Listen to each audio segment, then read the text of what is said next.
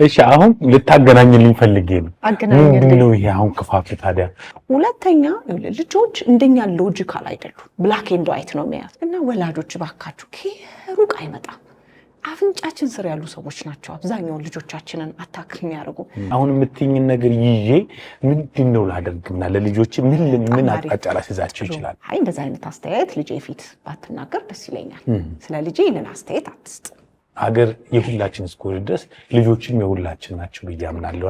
ከዚህ አንጻር ይህን ኢሹ ለመጠቅለል ያህል ምን ትያለሽ? እንግዲህ የመደፈር ጥቃቶች እንደውም በአብዛኛውን ብዬ ማለት እችላለሁ ከአእምሮ ጤና ጋር የተገናኙ ናቸው።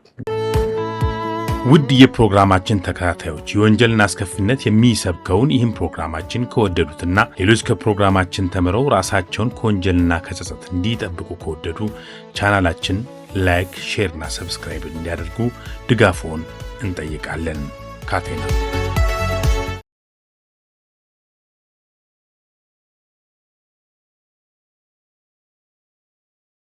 ይህን ነገር ለመጠቅለል አንድ ልጅ ብለሽ በሐሳብሽ ቤቷ ተደፍራ ቁጭ አለች፣ ለማንም ያልነገረች።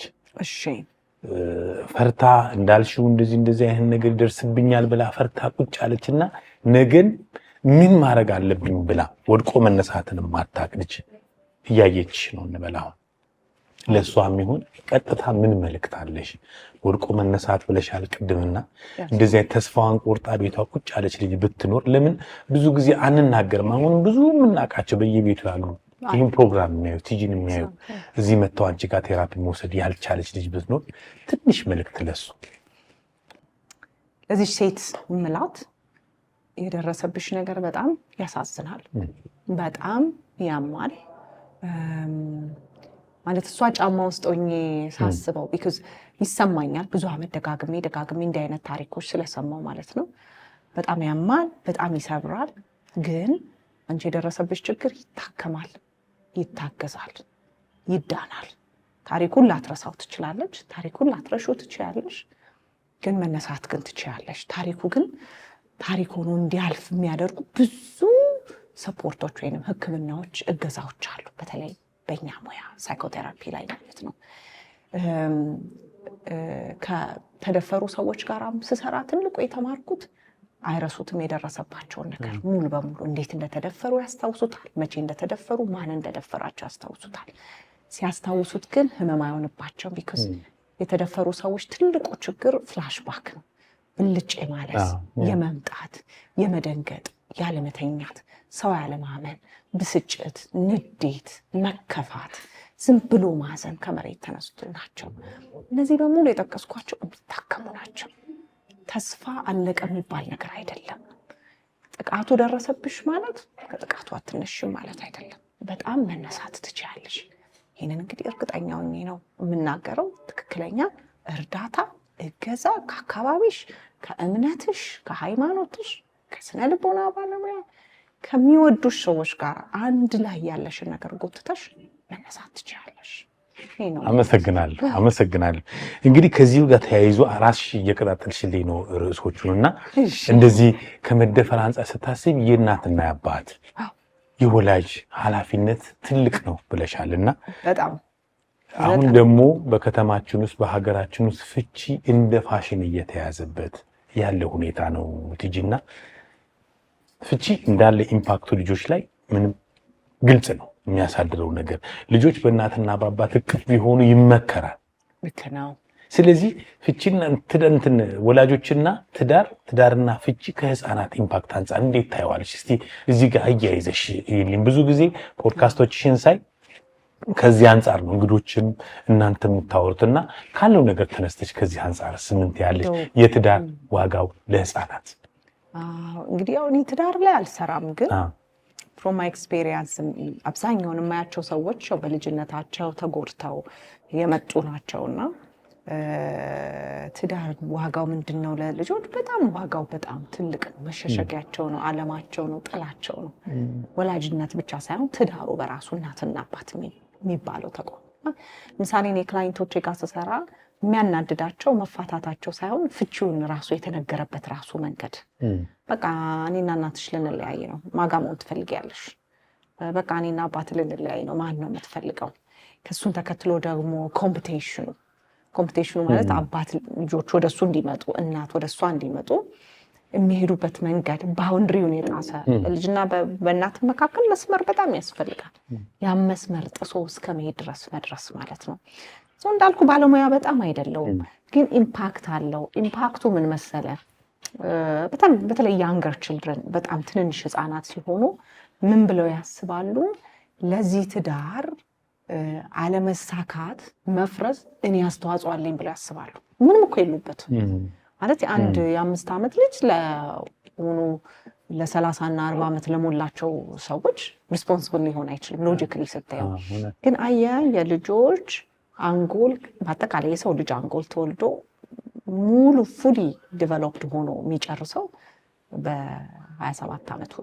ስለዚህ እስከ 27 ዓመት ለዛ ነው አንዳንድ ልጆች ወጥተውም ኮሌጅም ገብተው አግብተውም ስቲል በወላጆቻቸውን ራሱ አይደለ አድቫይስ ይፈልጋሉ፣ ምክር ይፈልጋሉ። አድጎ አያድግም የምንለው ለዛ ነው።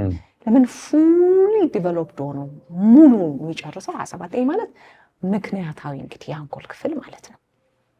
ስለዚህ ህፃን ሆኖ ደግሞ ገና ፕሪማቹር ነው፣ እንጭጭ በለው ገና እንጭጭ ነው። ስለዚህ አያውቁት አባቴና እናቴ የኔ ጥፋት ነው የተቋረፉት፣ የኔ ጥፋት ነው፣ እኔ ጎበዝ ተማሪ ስላልሆንኩ ነው፣ ወይኔ ጨዋ ስለሆንኩ ነው፣ ወይኔ ዕቃ ስለምሰብር ነው፣ ወይኔ ከጓደኞቼ ጋር ምንም የማይገናኝ እሱ ምን ስሜት ይፈጥርባቸዋል? የጥፋተኝነት ስሜት። የሆነ ነገር አድርጌያለሁ።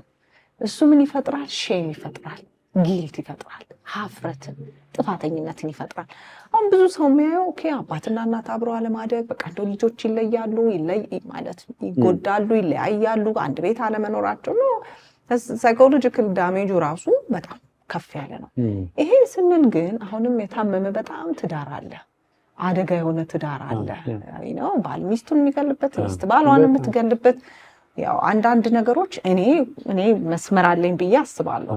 ለዚች ሴት ለህይወቷ አደጋ ከሆነባት አካላዊ ጥቃት ለህይወቷ ትሬት እንደሚያደርግ የአእምሮአዊ ከባድ ጥቃት ካለ ኦፍኮርስ እላለሁኝ ትዳሩ ማቆሙ የተሻለ ነው። ከመቀጠል ከማስቀጠል ይልቅ ቢቆም የተሻለ ነው። እንደ አማራጭ እንወስደዋለን። ከዛ ውጭ ያሉት ችግሮች በሙሉ ይፈታሉ ብዬ ጀነራላይዝ እያረኩ አይደለም፣ ምክንያቱም ባለሙያ አይደለሁኝ። ግን በተቻለ መጠን መታገዝ የሚችሉትን ነገር ማገዝ ብንችል የምንችለውን ያክል እኔም ትዳሬ ላይ እኮ የምንችለውን ያክል ነው ማደርገው ብናደርግ በጣም መልካም ነው ብዬ አስባለሁኝ። ግን ሶል ጉዳቱ አንድ አይነት ነው። አንዳንዴ አብረውም እየኖሩ የሚያዛው ላይ የሚማገዱ ልጆች አሉ፣ ተለያይተውም የሚማገዱ ልጆች አሉ። ኢምፓክት አለው ወይ? አዎ በጣም ኢምፓክት አለው። ግን የሚነግሩኝ ክላይንቶቼ በጣም ይሄ የጭቅጭቁ ፌዝ። ውድ የፕሮግራማችን ተከታታዮች የወንጀልን አስከፊነት የሚሰብከውን ይህን ፕሮግራማችን ከወደዱትና ሌሎች ከፕሮግራማችን ተምረው ራሳቸውን ከወንጀልና ከጸጸት እንዲጠብቁ ከወደዱ ቻናላችን ላይክ፣ ሼር እና ሰብስክራይብ እንዲያደርጉ ድጋፎን እንጠይቃለን። ካቴና እሱን ላነሳልሽ ነው። አሁን መፋታቱ እንዳለ ሆኖ አማራጭ ከሆነ እኔም ያንቺን ነው የምቀበለው። ግን ኢቭን ኖርም ብለው የሚኖሩ ሰዎች በመሀል የሚፈጠር መደባደቡ፣ መጨቃጨቁ ምናምን ልጆች ላይ ትልቅ ኢምፓክት ለነገ ህይወታቸው ለመደፈሩ ያልተናነሰ ማለት ነው። ትዳርን ጠልተው እንዲያድጉ በቃ እንደዚህ ከዚህ አንጻር ነው እንዴት ያለሽ የልጆቹ በቀጣይ ህይወት ላይ የቤተሰብ ሰላም ወሳኝ በማንነታቸው ላይ። በአንጻሩ ደግሞ የቤተሰብ ጭቅጭቅና የቤተሰብ እርስ በርስ እንትን ማለት የሚፈጥርባቸው ኢምፓክት እንዲታዋልሽ። በጣም ጥሩ።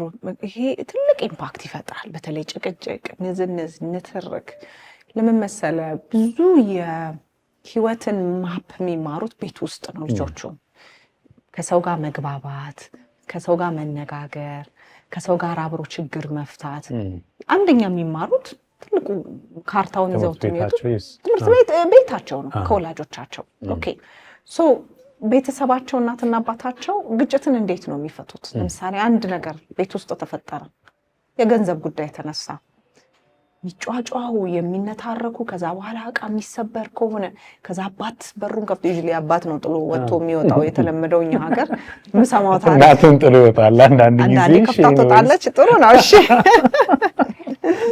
ብዙ ጊዜ ተይኝ ብሎ የሚወጣው ወንዱ ነው ብዬ ማለት እኔ የሰማሁት ነው። ጀነራላይዝ አላደርግም። እኔ የሰማሁት እስከ ዛሬ ድረስና እንዳልከው ሴቷም ትወጣለች እና በር ከፍቶ ወይም በር ከፍታ የምትወጣ ከሆነ ኦኬ ምንድን ነው የሚማሩት ማለት ነው። ኦኬ የሆነ ችግር ሲፈጠር ጮክ ብለህ ትነጋገራለህ፣ መጮህ አለብህ። ኢትስ ማንዳቶሪ ንግግር ላይ ኃይለኛ ትሆናለህ።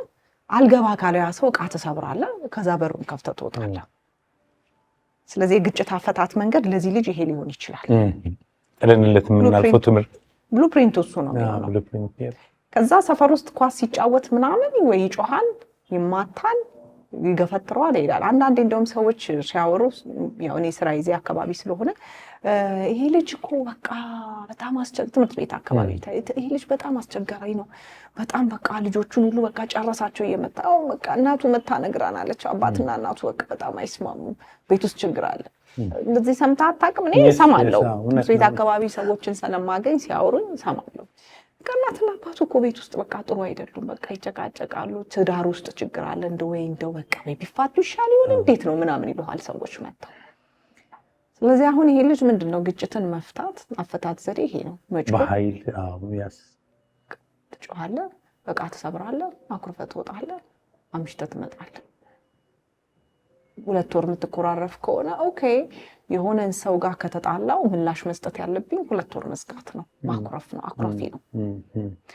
ሁሌ ነው እያልኩ አይደለም፣ ጀነራላይዝ እያልኩ አይደለም። ያ ፓተርን ግን ልጁ ላይ ሊመጣ በጣም ይችላል ማለት። የሚያሰጋኝ ትልቁ ግጭት ውስጥ ያለበት ቤተሰብ እሱ ነው። ወር ደግሞ አንዳንዴ ምን ይሆናሉ በቃ ይሄ ግጭት አሁን ለምሳሌ ኦኬ እናቴ ዝም ብትል ወይም አባቴ ቢታገስ ጨዋቱ እኮ ይቆማል።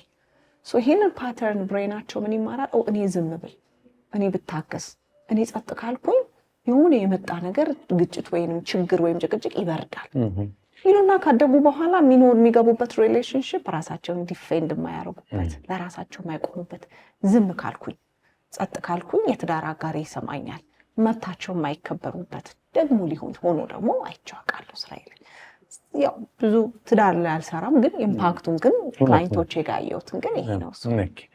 ከዚሁ ጋር ተያይዞ አሁን በቅርብ አንድ ትልቅ ወንጀል አጋጠመኝና ነው ይሄ ልጠይቅሽ። በነገርሽ ላይ አንድ ወንጀል ሲፈጸም ቲጂ በአንድ ቀን አይደለም፣ ቆስሎ ተዘጋጅቶ ነው የሆነ ቦታ ላይ እና ሰውየው ልጆቹ ፊት እናትየውን ገደለ። አሁን በቅርቡ የሰራነው ፕሮግራም እና የልጆቹ ነገር በጣም ያሳዝናል። እንደሰማሁት በአንድ ቀን እኮ እናት ወደ መቃብር፣ አባት ወደ እስር ቤት፣ ልጆቹ ብቻቸውን ቀሩና ወላጆች የራሳቸውን ስሜት ያንቺ የሚስቱን ማናደድ ወይ እሷን ማናደዷ ነው እንጂ ልጆች ኢግኖር ነው። እኛ ጋር አንድ ቤተሰብ ውስጥ አካል እንደሆኑ እንኳን አንቆጥርም። ስንጣላ ምንም ስንልም የራሳችን ስሜት ዕቃ መስበራችን እንዴት እናድርግ? እኛ እንትናችን ልምዳችን ጥሩ አይደል? ለልጆች የምንሰጠው ዋጋና እንዳልሽው ጀነራላይዝ አይደረግም። ሁሉም ነው ባንልም ምን ማድረግ የነሱን ዋጋ እንዴት እንግለጸው በትዳር መካከልና እንዴት ጤናማ ልጆችን እናሳድግ እኛ የራሳችንን ስሜት ከመቆጣጠር ውጭ። ጥሩ እሺ፣ ሁልጊዜ ስሜትን መቆጣጠር አይቻልም፣ እውነትህን ነው። ግን እንዳልከው ደግሞ ልጆች መታየት አለባቸው። አንዳንድ ቤት ውስጥ አንዳንዶቻችን ቤት ውስጥ ልጆች የሚታዩ እንጂ የሚሰሙ አይደሉም። አንዳንዴ ደግሞ እንሰማቸዋለን ግን በደንብ ደግሞ አናያቸውም። ተቃራኒውን ሊሆን ይችላል። ሰው ለኔ የሚሰማኝ እኛ ስንጫጫውና ስንከራከር ሜቢ በዚህ ምሳሌ ልስጥ። በጣም አንድ ችግኝ ገዝተህ ቤትህ አትክልት ቤት ውስጥ አስቀምጠህ ገና እኮ ትንሽ የቀጫጫ ናት ገና ችግኛ 1-2 ጆግ ሙሉ ውሃ ብታረግባት ብለህ አስበው ምን ነው የምትሆነው? ትሞታለች። ፍለድድ። ስለዚህ አንጎላቸው አሁንም ብላክ ኤንድ ዋይት ማስቀምጠው ገና እንጭጭ ነው፣ አይችልም ያንን ፕሮሰስ ማድረግ። የሆነ አትክልት ገዝታችሁ አንድ ባሊ ውሃ እንደመከለስ ብላችሁ አስቡት። ይሄንን ደግሞ የሚፈልግ ወላጅ አለ እንዴ? የለም። ልጄ ገና በችግኝ ሆና ልጅ ሆና እንድትሞታብኝና እንድትጠፋብኝ አልፈልግም። ስለዚህ እኔ እንደ ወላጅ የምለው ምንድነው ብዙ የሚያጣሉን ብዙ የሚያነታርኩን ነገሮች ሊኖሩ ይችላሉ። አንጣላ ብዬ 100% አልናገር። ከተጣላንም ሪዞልቭ ስናደርገው ብናሳያቸው ጥሩ ነው። ተከራክረንም በቃ እሺ በቃ በልዩነት ተለያይተናል እንበል፣ ወይ አንተ ልክ ነህ መባባልን ወይ አንቺ ልክ ነሽ መባባልን ወይ ይቅርታ መጠየቅ እናሳያቸው ከተቻለ። ግን ሁሉም ኬዝ ላይ እሱ ይሰራል ብዬ አላስብም። ካልሆነ ግን እንደዚህ አይነት ከባድ ነገሮች ልጆቻችንን ልክ እንዴት ልበል እንደዚህ ቁጭ አድርገው 2 ዓመት ልጅ ጥሬ ስጋ እንደማብላት ብላ አስበው። እንደዛ ስለሚሆንባቸው ሄቪ የሆኑ ጉዳዮችን ወይ ወተን እናውራው ወይ መኪና ካለን መኪና ውስጥ እንግባ፣ ፕራይቬት ሆኖ ጓሮ ገብተን ካልሆነም ወክ እያደረግን መንገደኛው ቢያይን ይሻላል ስንባላ ልጆቻችን ከሚያዩ ቱ ቢ ኦነስት። ሶ እንግዲህ ይሄንን ምሳሌ ግን በቃ ያንተ ተመልካቾች አይርሱብኝ። አንድ የሆነች ችግኝ ላይ 2 ባለ ውሃ እንደመከልበስ ነው፣ ትሞታለች። ሶ ፊዚካሊ ልጆቹን ልናያቸው እንችላለን፣ ግን ኢሞሽናሊ እየገደልናቸው ይሄ በማደግ ላይ ያለውን ብሬን እየኮረኮምን የበለጠ እያጨጨር ነው ለአድቨርስ ቻይልድሁድ ኤክስፒሪየንስ። ይሄ ማለት ጠባሳ ጥሎባቸው ይሄዳል። ጠባሳው ደግሞ ስሜታቸው ላይ፣ ማህበራዊ ህይወታቸው ላይ፣ ከፈጣሪያቸው ጋር ያለው ግንኙነት ላይ፣ ማንነታቸው ላይ፣ ትምህርታቸው ላይ ፎከስ ማድረግ እስኪያቅታቸው ድረስ በጣም ይደርሳል ማለት ነውና ኢትስ ቱ ማች እና ሁሌ ያስታውሱት። በጣም ገና እንጭጭ ነው፣ በቃ አንጎል ገና እንጭጭ ነው። እንኳን 27 ዓመት ላይ ነው የሚጨርሰው ስራውን ሰርቶ ገና ናቸው። ውድ የፕሮግራማችን ተከታታዮች የወንጀልን አስከፊነት የሚሰብከውን ይህን ፕሮግራማችን ከወደዱትና ሌሎች ከፕሮግራማችን ተምረው ራሳቸውን ከወንጀልና ከጸጸት እንዲጠብቁ ከወደዱ ቻናላችን ላይክ፣ ሼር እና ሰብስክራይብ እንዲያደርጉ ድጋፎን እንጠይቃለን። ካቴና ስለዚህ ግምት ውስጥ እንክተት እነሱን ማለት ነው። ቲጂ ለነበረን ጊዜ እጅግ በጣም አመሰግናለሁ። ብዙ ነው ያወራነው። ቀጣይም ብዙ ነገሮች እንሰራለን። በተለይ ይሄ ትውልድ ላይ የምትሰሪው ስራ እግዚአብሔር እድሜና ጤና ሰጥቶሽ በቀጣይም ብዙ ነገር እንደምትሰሪ ተስፋ አደርጋለሁ። ፖድካስትሽ ተከታታይ ነኝ። ፕሮግራምሽን በጣም ወደዋለሁ። ስራም አይደለም መንፈሳዊ ስራ ነው። ይሄ ብዙዎችን መታደግ ስለሆነ ለነበረን ጊዜ በአጭር ጊዜ ምላሽ ሰጥተሽኝ እንደዚህ ፍሬ ያለው ነገር ስላወራን እጅግ በጣም አመሰግናለሁ። ቲጂ የተባረኪ፣ ነገሮች ሁሉ ይስፉ። አመሰግናለሁ። እንግዲህ በቀጣይ ደግሞ መተን እንደዚህ በኢሹዎች ላይ በሲንግል የሚመስሉ ትንንሽ የሚመስሉ ግን ብዙ እንትናቸው ለምን አንቺ ስታወሪ እኔ በፕራክቲካል ያሉትን ነገሮች እያሰብኩ ነው እና ቤቴን አስባለሁ፣ ማህበረሰቡን አስባለሁ፣ የወንጀል ተጠቂዎችን አስባለሁ እና ብዙ የምናወራቸው ነገሮች አሉ። ለነበረን ጊዜ እጅግ በጣም አመሰግናለሁ። እግዚአብሔር ያክብርሽ። ቴንክ ዩ ቲጂ። እሺ እኔም አመሰግናለሁ። ተባረኪ። ቴንክ ዩ ሶ ማች